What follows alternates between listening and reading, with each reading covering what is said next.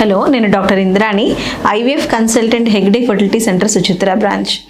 So ఈ pregnancy టైంలో ఎటువంటి జాగ్రత్తలైనా తీసుకోవడం వల్ల మనమైనా మిస్క్యారేజ్ని మనము కాకుండా చేయొచ్చా? సో యూజువల్గా ఏంటంటే మిస్క్యారేజ్ అనేది కావడానికి కారణాలు యూజువల్గా ఏంటంటే ఎంబ్రియోకి సంబంధించి ప్రాబ్లం, అంటే ఎంబ్రియో కనుక ఏమన్నా ప్రాబ్లం అంటే క్రోమోజోమల్ రిలేటెడ్ ప్రాబ్లమ్స్ ఉన్నప్పుడు యూజువల్గా మిస్క్యారేజెస్ అనేది అవుతాయి.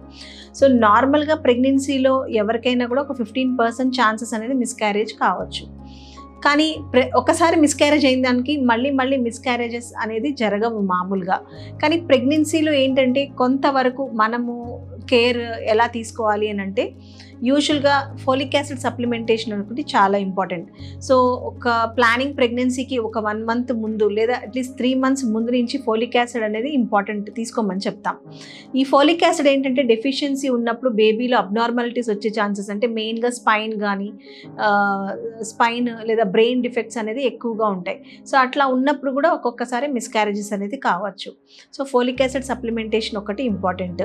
అలాగని ఏమన్నా హెల్త్కి సంబంధించి ఏమైనా ఇష్యూస్ ఉన్నప్పుడు, ఎలా అంటే అన్కంట్రోల్డ్ షుగర్స్ ఉన్నా కూడా లేదా హై బ్లడ్ ప్రెషర్ అంటాం, ఇలాంటివి ఏమన్నా ఉన్నప్పుడు దాన్ని కంట్రోల్ చేసుకోవడానికంటే దానికి తగిన మందులు అవన్నీ ఎప్పటికప్పుడు టెస్ట్ చేసుకొని మందులు అవన్నీ వాడుకుంటూ ఉన్న ప్రాబ్లమ్ని కంట్రోల్ చేసుకోవడం ఒకటి ఇంపార్టెంట్. ఆ తర్వాత అట్లానే లైఫ్ స్టైల్ కూడా చాలా ఇంపార్టెంట్. సో లైఫ్ స్టైల్ అంటే వాళ్ళ హైట్, వెయిట్, హైట్కి తగ్గట్టు వెయిట్ అనేది చాలా ఇంపార్టెంట్. సో ఒబేస్ ఉన్న వాళ్ళలో లేదా ఓవర్ వెయిట్ ఉన్న వాళ్ళలో, ఈ మెయిన్గా ఏంటంటే ఒబేసిటీలో ఉన్న వాళ్ళలో ఈ రిస్క్ ఆఫ్ మిస్క్యారేజ్ అనేది ఉండొచ్చు. అలాగనే అలవాట్లు అంటే కొంతవరకు ఏంటంటే ఈ మధ్య కాలంలో కొంచెం ఈ ఆల్కహాల్ కానీ లేదా స్మోకింగ్ కానీ చూస్తూ ఉంటాం. సో ఇవన్నీ కూడా డెఫినెట్లీ మిస్క్యారేజ్కి కారణాలు. అలాగని ఫుడ్ విషయంలో అంటే ఏంటంటే ఎక్కువ అవుట్ సైడ్ ఫుడ్ అది తినడము, సో దానివల్ల ఏంటంటే స్టమక్ అప్సెట్ కావడము, లూజ్ మోషన్స్ అవన్నీ అవ్వడం లేదా ఫీవర్స్ అవన్నీ రావడము, ఇన్ఫెక్షన్స్, యూజువల్గా యూరినరీ ట్రాక్ ఇన్ఫెక్షన్స్ అనేది మిస్క్యారేజెస్కి కారణం కావచ్చు. అలాగని ఒకప్పుడు ఎప్పుడైనా వాళ్ళకి ఇన్ఫెక్షన్స్ ఉన్నప్పుడు అవన్నీ ట్రీట్ చేసుకోవాలి. మెయిన్గా ఏంటంటే కొన్ని బ్యాక్టీరియల్ ఇన్ఫెక్షన్స్, గోనోరియా కానీ క్లమిడియా అని అంటాం.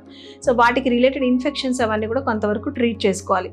సో ఇవన్నీ కాకుండా కొన్ని మిస్క్యారేజెస్కి ఏంటంటే ఇంతకు ముందు అయ్యి ఉండి మళ్ళీ ఇప్పుడు సెకండ్ మిస్క్యారేజ్ కూడా అయింది అన్నప్పుడు వాళ్ళకి కొన్ని కారణాలు ఉంటే ఆ కారణాలను ట్రీట్ చేయడం వల్ల కూడా ఈ మిస్క్యారేజ్ అనేది మనం అవాయిడ్ చేయొచ్చు. ఇప్పుడు ఒకసారి మిస్క్యారేజ్ కాకుండా 2 మిస్క్యారేజెస్ లేదా అంతకన్నా ఎక్కువ మిస్క్యారేజెస్ అయినప్పుడు వాళ్ళకి స్పెసిఫిక్గా కొన్ని టెస్ట్లు అవన్నీ ఎవాల్యుయేట్ చేసి వాటిల్లో ఉన్న ప్రాబ్లమ్స్ ఏదన్నా ఉంటే దానికి తగ్గట్టు మెడిసిన్స్ కానీ అవన్నీ యూజ్ చేస్తే డెఫినెట్లీ మళ్ళీ మనం మిస్క్యారేజ్ అనేది అవాయిడ్ చేయొచ్చు.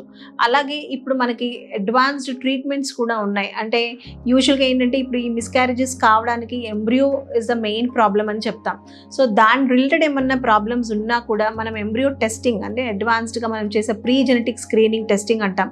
సో అలాంటివి కూడా చేసుకొని మనం ఈ నెక్స్ట్ మళ్ళీ మిస్క్యారేజెస్ అనేది ప్రివెంట్ చేయొచ్చు. Thank you.